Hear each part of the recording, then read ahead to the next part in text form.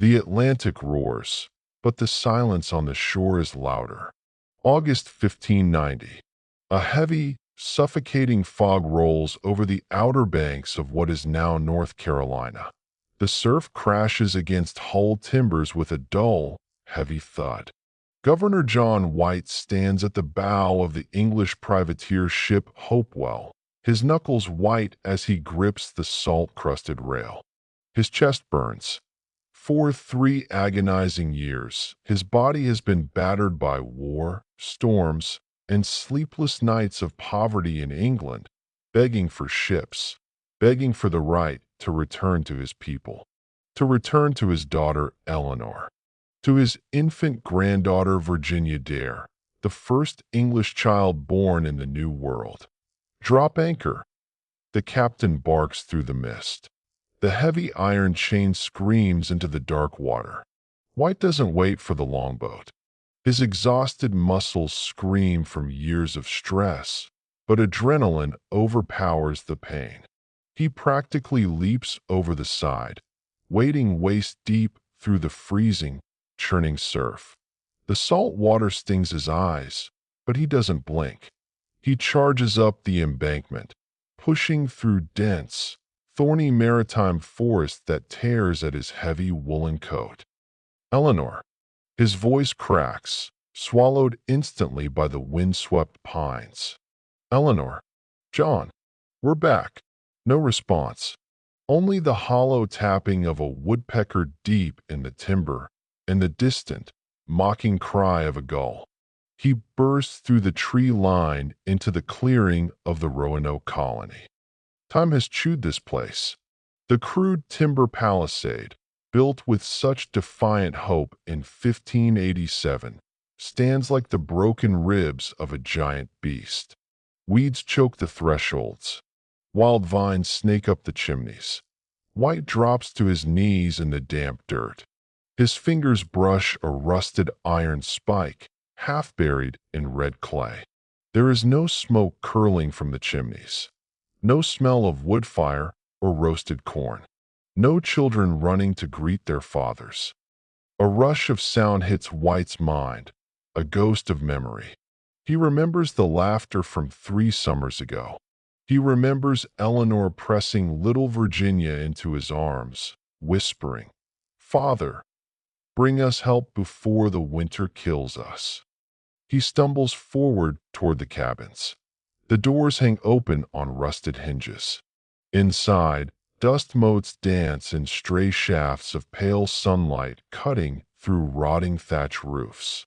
Wooden chests are smashed open, clothing scattered, moldy and ruined.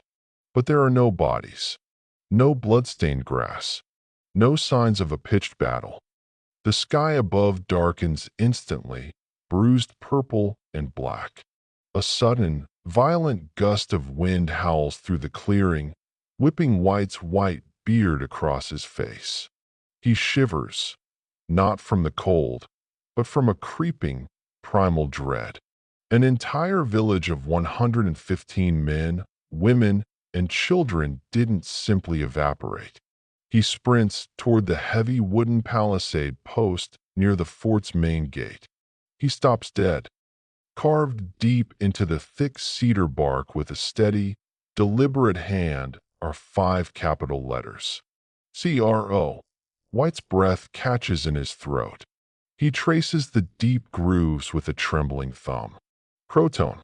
The name of the native island 50 miles south, home to the friendly CROATOAN tribe led by Chief Manteo.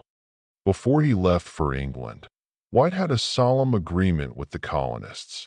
If they were forced to flee or were driven out by a hostile force, they were to carve their destination into a tree. If they were in mortal danger, attacked by enemies, they were to carve a Maltese cross above the word. White steps back. He inspects the post above the letters. Nothing. No cross. Why? White whispers, his voice trembling as tears finally break through his weathered cheeks, mixing with the first heavy drops of rain. Why no cross? He turns slowly, looking out at the endless, indifferent sea.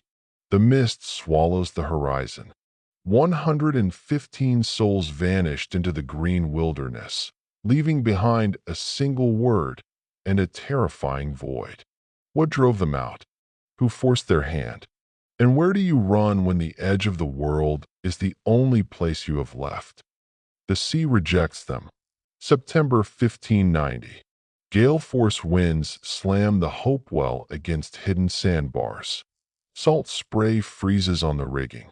Below deck, John White clutches a waterlogged wooden doll, Virginia's toy, as the ship violently pitches. Governor, we've lost our anchors. If we push south through these shoals to CROATOAN Island, we go to the bottom. Captain Cook screams over the roar of the hurricane, his face bruised and desperate. We must make for England. No, they are out there. White roars, slamming his fist against the bulkhead. My daughter, my granddaughter. They've been gone 3 years, man. The storm is deciding for us.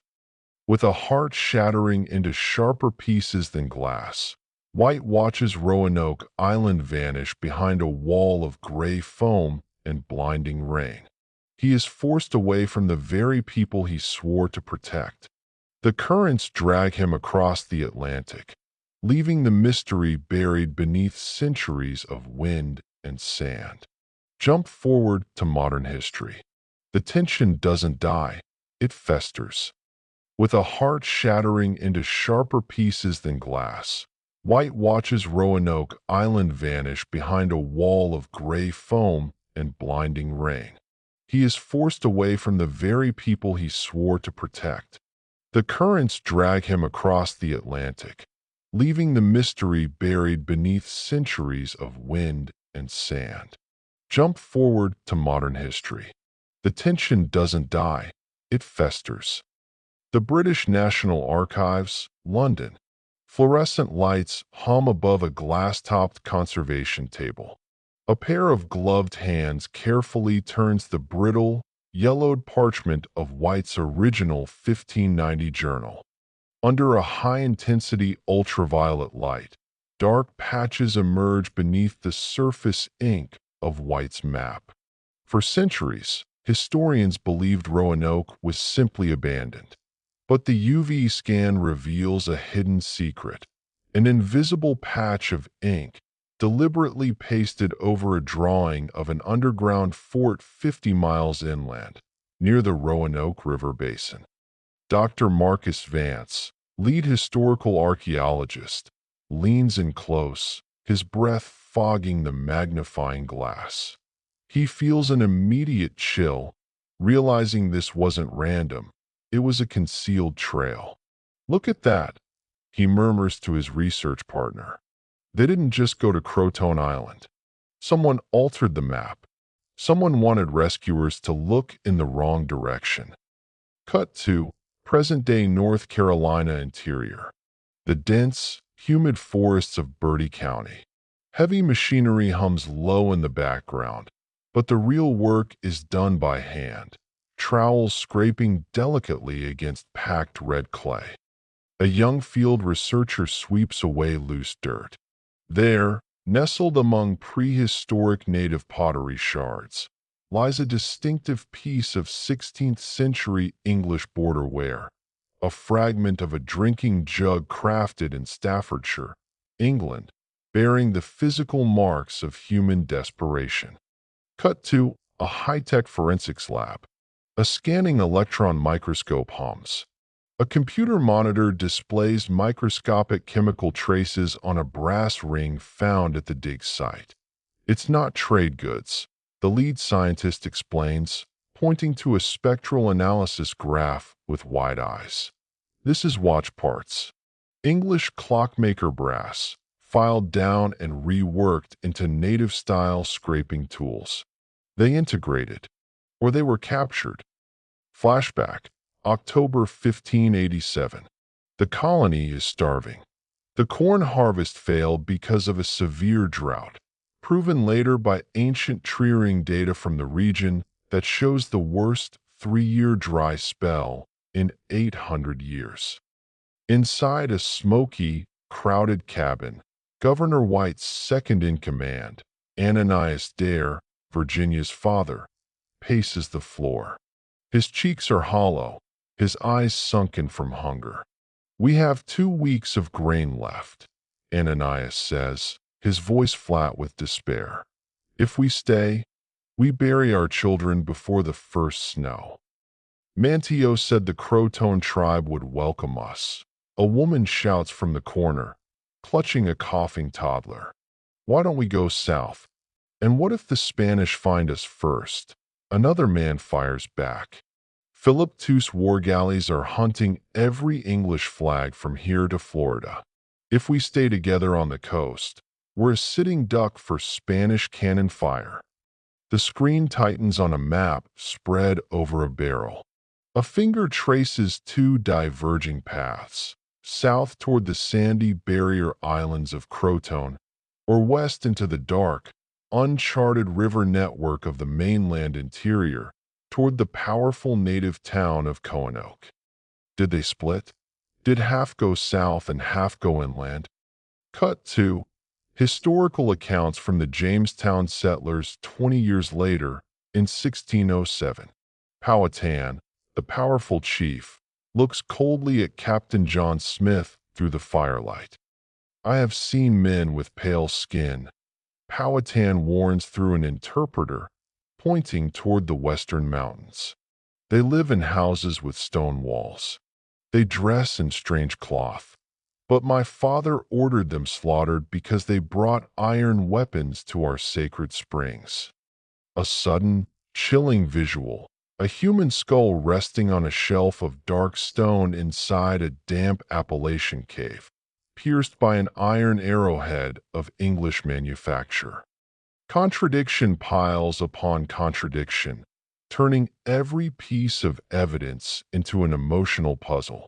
Theory A: they were absorbed peacefully by the Croatoan, Hatteras, Indians, living out their lives, passing down blue eyes and English surnames to generations of islanders. Supported by early 17th century reports of natives with European features. Theory B: they were hunted down and massacred by hostile inland tribes allied with the Spanish. Theory C: they built boats to sail back across the Atlantic, only to perish in the open ocean. Back in the lab, Vance stares at a digital reconstruction of a DNA profile extracted from a tooth found at the inland site. The mitochondrial lineage matches European haplogroups, but intertwined with native Carolina DNA lines dating back to the late 1500s. "They didn't vanish," Vance whispers, his hands shaking slightly as he looks at the monitor, feeling the weight of the human tragedy behind the data. "They integrated, or they were enslaved. But some of them made a choice that changed the bloodline of this continent forever." Outside the lab window, a sudden lightning flash cuts across the North Carolina night, illuminating the ancient, brooding forest. The ghosts of Roanoke are no longer just history, they are watching. What really happened when the last English candle blew out in the wilderness? The sun breaches the Atlantic horizon in a wash of cold gold and blood-red streaks. October 2026. Cape Hatteras, North Carolina. The wind whips across the sand dunes where the ancient Croatoan village once stood. Today, modern archaeologists and local descendants stand shoulder to shoulder, looking out over the surf. Among them stands Maya Lowry, a direct descendant of the Lumbee and Hatteras tribes, holding an old family heirloom, a silver pocket watch casing bearing the faint, scratched initials of an Elizabethan sailor. She slowly extends her hand, passing the heirloom toward the lead archaeologist in a quiet moment of shared human connection. "My ancestors didn't destroy them," Maya says softly, her voice carrying the quiet weight of centuries of oral history passed down from parent to child through the generations. When the English came with empty bellies and freezing children, my people didn't turn them away. We shared our corn. We shared our fires. Flashback, November 1587. Inside a warm, smoke-filled longhouse, an English woman hands a bowl of steaming stew to an indigenous mother. Little Virginia Dare sits wrapped in a soft deer hide, smiling as a native child places a string of shell beads around her small neck. For a brief, beautiful moment, two worlds fused in the quiet wilderness. Survival bridged the gap of language, race, and empire. Then reality struck. Rumors of Spanish patrols closing in from the south. The constant terror of discovery. The realization that as long as they flew the English flag, they were targets. The painful decision by the leaders. We must scatter. Some stay here with our friends on the island. Some push west into the great forests where the Spanish eyes cannot see. A heart-wrenching parting of ways in the misty dawn. Husbands exchanging silent, tearful glances with wives who chose to stay behind with the tribes, while others marched deeper into the green labyrinth of the continent. Cut back to John White, old and broken, sitting on a wooden bench in England years later. His eyes are milky with cataracts, staring into a fireplace that holds no warmth. He never saw his daughter again. He never held Virginia. He died with a question burning in his soul. What does science confirm today? Confirmed fact. The Roanoke colonists suffered through an unprecedented 3-year drought, verified by tree-ring climatology. Confirmed fact. The carved word CROATOAN indicated a prearranged destination, and no Maltese cross was left behind, signaling they left under nonviolent terms or structured migration. Confirmed fact. Archaeological excavations at Site X in Bertie County confirm European artifacts contemporary with the 1580s mixed directly with indigenous Algonquian contexts. Historical theory. The colony split into two factions, one integrating peacefully with the Croatoan tribe on Hatteras Island, and another moving inland toward the Roanoke River basin, where later conflicts or disease eventually dispersed them. No supernatural curses. No alien abductions, no ghosts, just human beings pushed to the absolute edge of existence, making impossible choices in a vast, indifferent wilderness. A cinematic close-up of a young child's face today, blending European and Native American features, looking directly into the camera with bright, knowing eyes. The past is never truly dead. It walks beside us, breathing in the wind through the pines, hidden in the DNA of descendants who still whisper the old names.